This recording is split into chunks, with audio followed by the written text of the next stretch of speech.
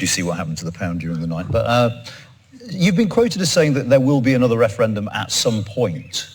On what? Another EU referendum. Yeah, I think the 2016 referendum is going to be as unsuccessful as the 1975 one.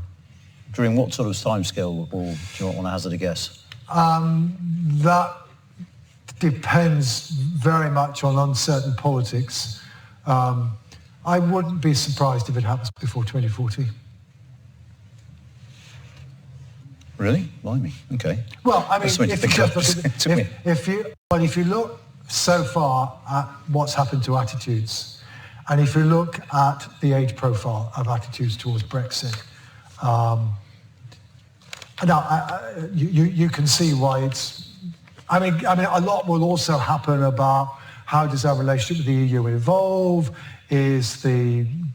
To what extent does the next Labour government soften it or not? I mean, but one of the things to realise is that the Labour Party is going to get elected by an electorate which is 3/4 anti-Brexit. I mean, one of the great ironies of the whole situation we're at is that the party that's tried the hardest to change the Brexit profile of its support has succeeded the least. Labour's vote is almost as anti-Brexit as it was back in 2019.